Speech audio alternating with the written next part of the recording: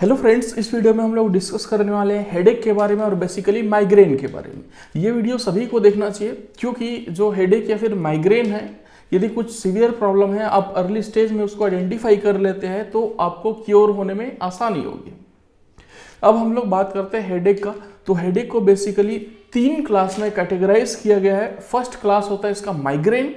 Migraine क्या होता है? यूनिलैटरल होता है, मीन्स एक ही साइड इसमें सिर में दर्द होता है।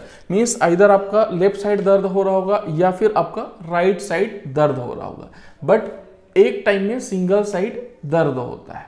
और यदि आपको एक ही साइड में बार बार दर्द हो रहा है तो हो सकता है आपको कोई सीरियस डिसीज हो, उस समय आपको डॉक्टर से कंसल्ट करना चाहिए। तो ये तो हो गया माइग्रेन। अब दूसरा बात करते हैं हम लोग क्लस्टर हेडेक का। क्लस्टर हेडेक क्या होता है? वो आई के अराउंड होता है, किसी भी आई के अराउंड होता है, मीन्स आँख के आसपास ऐसे बहुत ज़्यादा दर्द होने लगता है, उसको बोलते हैं क्लस्टर हेडेक। तीसरा टाइप का जो हेडेक होता है वो होता है टेंशन टाइप ऑफ हेडेक। ये बाइलेटरल होता है, मीन्स ये दोनों तरफ होता है। जनरली इसमें लगता है कि ऐसे पूरा सिर के आसपास पूरा चारों तरफ दर्द हो रहा है जैसा लगता है। ये होता है हमारा टेंशन टाइप हेडेक। तो इन तीनों का कंपैरिजन हम लोग सबसे लास्ट में करेंगे। यहाँ पर हम लोग डिटेल्स देखते हैं माइग्रेन का। माइग्रेन को भी 2 कैटेगरी में डिवाइड किया गया है। एक होता है माइग्रेन विदाउट ऑरा, जिसको हम लोग कॉमन माइग्रेन बोलते हैं। दूसरा होता है माइग्रेन विथ ऑरा, जिसको हम लोग बोलते हैं क्लासिकल माइग्रेन। तो यहाँ पर हम लोग डिस्कस करने वाले हैं सबसे पहले माइग्रेन विदाउट ऑरा का, मीन्स जो ज़्यादा लोगों में होता है। तो इसमें क्या होता है? सीवियर पेन होता है। ये यूनिलेटरल होता है, मीन्स एक ही साइड दर्द होता है, आइदर इस साइड होगा या फिर इस साइड होगा, और वो बदल बदल के आएगा। कभी इस साइड हो रहा होगा, दूसरे इवेंट में कभी इस साइड हो रहा होगा। और ये जो दर्द है 2 से 72 घंटे तक रहता है और ये पल्सेटिंग होता है। मीन्स ऐसे करके पल्सेटिंग मीन्स जैसे जो दिल धड़कता है ऐसे ऐसे, उसी तरीके से ऐसे दर्द होगा, फिर ऐसे होगा, फिर दर्द होगा, फिर ऐसे होगा, मतलब एक तरीके से चुभन जैसा होगा। उसको हम लोग बोलते हैं माइग्रेन विदाउट ऑरा। और इस टाइप का जो माइग्रेन है कोई भी फिजिकल एक्टिविटी करने से बढ़ जाता है, मीन्स आप कोई काम कर रहे हो तो और ज़्यादा बढ़ जाएगा। और ये बहुत सारे सिम्टम से एसोसिएटेड होते हैं, जैसे नोजिया होता है, मीन्स आपको अच्छा नहीं लगता, जी में चलना जिसको बोलते हैं। वोमिटिंग लगता है, मीन्स आपको उल्टी आने लगती है। इसके अलावा इस तरीके के माइग्रेन में आपको फोटोफोबिया या फिर फोनोफोबिया हो सकता है। इसका मतलब ये है कि आप लाइट में या फिर धूप में जाएंगे तो आपको धूप से या फिर लाइट से हाइपर सेंसिटिविटी शो होगा, या फिर कोई बहुत तेज़ आवाज़ में या फिर आवाज़ होगा, हल्ला होगा, तो जिसका मतलब होता है फोनोफोबिया। तो उस आवाज़ की वजह से आपको इरिटेशन होने लगेगा या फिर हाइपर सेंसिटिविटी रिएक्शन शो होने लगेगा। तो ये डिटेल्स तो हो गया आपका माइग्रेन विदाउट ऑरा का। अब हम लोग डिस्कस करते हैं माइग्रेन विथ ऑरा। तो जैसा कि इसके नाम से ही हमें पता लग रहा है, इसमें एक टाइप का ऑरा होगा, मीन्स एक टाइप का न्यूरोलॉजिकल सिम्टम है। ऑरा मीन्स क्या होता है? ये बेसिकली 3 टाइप का हो सकता है, विजुअल, सेंसरी और स्पीच। विजुअल ऑरा क्या होता है? कई बार आप लोगों ने महसूस किया होगा कि आपकी आँख के सामने ऐसे एकदम कुछ तारे जैसा चमक रहा है, दिन में तारे दिखाई देना टाइप का होता है, या फिर अचानक कहीं पर कुछ देख रहे हैं तो एक ब्लाइंड स्पॉट आ जाता है। तो इस तरीके की जो भी एक्टिविटीज़ है ये आपका विजुअल ऑरा है। ये सब किस रीजन से होता है वो भी आगे मैं डिस्कस करूंगा। अब जो सेकंड टाइप का ऑरा होता है वो होता है सेंसरी ऑरा। इसमें क्या होता है? नमनेस, मीन्स आपका कोई भी एक पर्टिकुलर जो ऑर्गन है या फिर अंग है वो सुन्न पड़ जाता है, या फिर टिंगलिंग मीन्स झुनझुनी सी होने लगती है, या फिर वर्टिगो भी हो सकता है, मीन्स आपको चक्कर भी आ सकता है। और ये जो ऑरा है ये आपको हेडेक स्टार्ट होने से 20 से 40 मिनट पहले आता है। इसके बाद आपको हेडेक स्टार्ट होगा। जो माइग्रेन का हेडेक है इसके बाद स्टार्ट होगा। अब इसमें जो थर्ड टाइप का ऑरा होता है वो होता है स्पीच या फिर मोटर डिस्टर्बेंस। मीन्स कोई पर्सन जिसमें माइग्रेन विथ ऑरा है तो वो उसको बोलने में कुछ प्रॉब्लम हो गया, फिर डिस्टर्बेंस होगा। Apart from this motor imbalance होगा, मीन्स चल फिर रहा होगा तो लड़खड़ाएगा, अपने आप को ठीक से संभाल नहीं पाएगा, या फिर कुछ करना कुछ और चाह रहा होगा लेकिन उसका हाथ का या फिर पैर का मूवमेंट समथिंग डिफरेंट हो जाएगा। जब ये ऑरा के सिम्टम्स आते हैं इसके 20 से 40 मिनट बाद हेडेक स्टार्ट हो जाता है।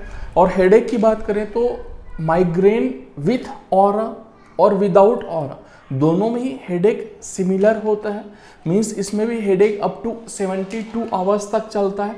और माइग्रेन की बात करें पर्टिकुलरली तो जो फीमेल्स हैं वो 3 टाइम्स मोर प्रोन होती है माइग्रेन के लिए, मीन्स मेल के कंपैरिजन में फीमेल्स में 3 गुना ज़्यादा माइग्रेन के केसेस पाए जाते हैं। अब हम लोग डिस्कस करते हैं बायोलॉजिकल बेसिस ऑफ माइग्रेन के बारे में। तो इसका जो मैकेनिज्म है 100% नॉन नहीं है, बट जो मैकेनिज्म अवेलेबल है या फिर माना जाता है उसको हम लोग डिस्कस कर लेते हैं।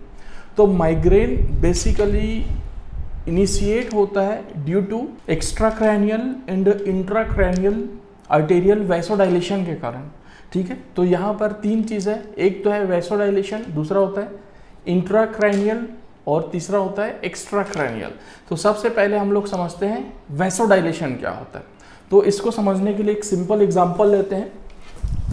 मान लो हमारे पास ये एक पाइप है, इसमें पानी जा रहा है, ठीक है, इसमें पानी जा रहा है। तो जो भी पानी जा रहा होगा वो एक पर्टिकुलर फोर्स के साथ जा रहा होगा, इसमें पूरा भर के पानी जा रहा होगा। तो उसका जो फोर्स है, मीन्स यहाँ पर से पानी निकलेगा, हो सकता है वो 3 मीटर दूर तक जाए। अब इसमें डायलेशन हो जाएगा, मीन्स इसका जो इनर वाल है इसको ऐसे करके फैला देंगे, मीन्स इसका जो इंटरनल डायमीटर है वो ऐसे बढ़ जाएगा, मतलब ये पाइप बड़ा हो जाएगा अंदर से। तो उसका फोर्स सिमिलर रहेगा क्या? वो 3 मीटर तक जा रहा है पानी, वो 3 मीटर तक नहीं जाएगा, हो सकता है वो 1 ही मीटर तक जाए, या हो सकता है वो 50 सेंटीमीटर तक जाए, तो वो फोर्स कम हो जाता है।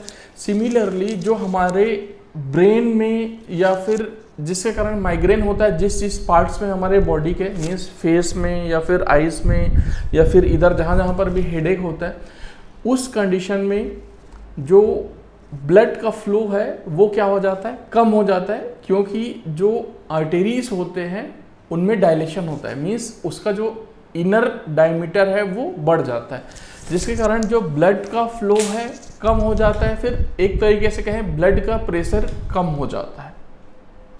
अब यहाँ पर बात करते हैं इंट्राक्रैनियल के बारे में। तो जो इंट्राक्रैनियल आर्टेरीज होते हैं वो हमारा आइस में और ब्रेन में ब्लड का फ्लो करते हैं, और एक्स्ट्राक्रैनियल जो आर्टेरीज है वो हमारे फेस में और नेक में ब्लड का फ्लो करते हैं।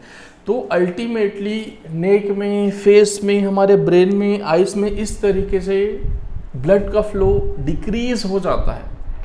उसकी वजह से कुछ केमिकल्स या फिर न्यूरोट्रांसमीटर्स रिलीज होते हैं, और इनके नाम है सब्सटेंस पी, न्यूरोकाइनिन ए, और थर्ड है कैल्सिटोनिन जीन रिलेटेड पेप्टाइड।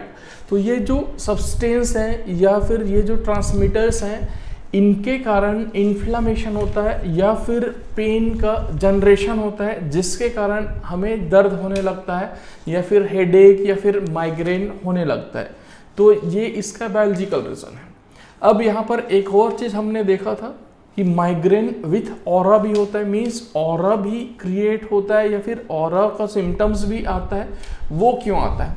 जब ये कंडीशन क्रिएट होता है तो जो ब्रेन है वहाँ पर ठीक से ब्लड नहीं पहुँच पाता है, और स्पेसिफिकली देखा जाए तो जो पोस्टीरियर पार्ट है सेरेब्रल हेमिस्फीयर का, मीन्स ये जो है पीछे वाला पार्ट, ये वाला पार्ट, इस कंडीशन में वहाँ पर ब्लड नहीं पहुँच पाता है। उसकी वजह से जो न्यूरोनल एक्टिविटी है वो डिक्रीज हो जाती है और ऑरा के सिम्टम्स आने लगते हैं। और ये ऑरा के सिम्टम्स क्यों आते हैं? क्योंकि जो ब्रेन है उसमें हाइपोपरफ्यूजन हो जाता है, मीन्स उसमें ब्लड का परफ्यूजन प्रॉपर नहीं हो पाता है, वो कम हो जाता है, जिस कंडीशन को हम लोग बोलते हैं हाइपोपरफ्यूजन। और ये हाइपोपरफ्यूजन धीरे धीरे करके ब्रेन के सभी पार्ट्स में या फिर कॉर्टेक्स वगैरह में स्प्रेड हो जाता है, जिसकी वजह से visual cortex, sensory cortex, motor cortex, auditory cortex ठीक से काम नहीं करते, और हम लोग को जो ऑरा के सिम्टम्स है, मीन्स हमारा ठीक से दिखाई नहीं देता है, दिन में तारे दिखाई देते हैं, आँख के सामने ब्लाइंडनेस आने लगता है या फिर चक्कर आने लगता है, टिंगलिंग होने लगता है, नम्बनेस फील होता है, ये सारे चीज़ होने लगते हैं। तो इस तरीके के सिम्टम्स यदि आप में आ रहे हैं तो आप प्रॉपरली डॉक्टर को कंसल्ट कीजिए, ताकि आपका जो माइग्रेन है वो बहुत अच्छे से ठीक हो पाए। अब हम लोग डिस्कस करते हैं माइग्रेन, क्लस्टर हेडेक और टेंशन टाइप हेडेक में क्या डिफरेंस है। इसमें जो फर्स्ट पैरामीटर होता है वो होता है हमारा फैमिली हिस्ट्री का। तो माइग्रेन फैमिली हिस्ट्री से रिलेटेड होता है, क्लस्टर हेडेक नहीं होता है। और जो टेंशन टाइप हेडेक है वो भी होता है। अब इसमें जो सेकंड पैरामीटर होता है वो होता है मेल या फिर फीमेल का। जो माइग्रेन है फीमेल्स में ज़्यादा होता है, क्लस्टर हेडेक मेल्स में ज़्यादा होता है, जो टेंशन टाइप हेडेक है वो भी अगेन फीमेल्स में ज़्यादा होता है। अब इसका देखते हैं थर्ड पैरामीटर ऑनसेट का। तो जो माइग्रेन है वो कभी भी आ सकता है। जो क्लस्टर हेडेक है सोने के टाइम में आता है जनरली, जो टेंशन टाइप हेडेक है जब भी स्ट्रेस के कंडीशन में रहते हैं उस कंडीशन में वो आता है। अब जो नेक्स्ट पैरामीटर है वो देखते हैं सीवियरिटी का। तो जो माइग्रेन होता है पल्सेटिंग होता है, मीन्स ऐसे ऐसे टपकता है, ऐसे लग रहा है कि सर फट जाएगा, ऐसे कोई दबा रहा है, छोड़ रहा है, इस टाइप का लगता है।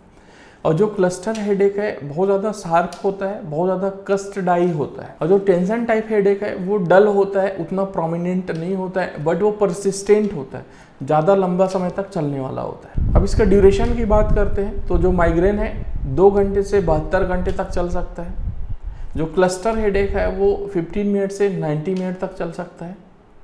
और जो टेंशन टाइप हेडेक है वो 30 मिनट से लेकर के 7 दिन तक चल सकता है। अब इसका ट्रीटमेंट का थोड़ा सा डिस्कशन कर लेते हैं। तो जनरली नॉर्मल टाइप का जो हेडेक्स होता है उसमें NSAIDs यूज़ होते हैं, एस्प्रिन वगैरह यूज़ कर लेते हैं, बहुत सारे over the counter drugs available है। अपार्ट फ्रॉम दिस आपको बहुत ज़्यादा सीवियर हेडेक हो रहा है तो आपको डॉक्टर से कंसल्ट करना चाहिए। आई होप आपको ये वीडियो अच्छा लगा होगा। नेक्स्ट कौन से टॉपिक पे आपको वीडियो चाहिए आप कमेंट करके बता दीजिए। Thank you so much.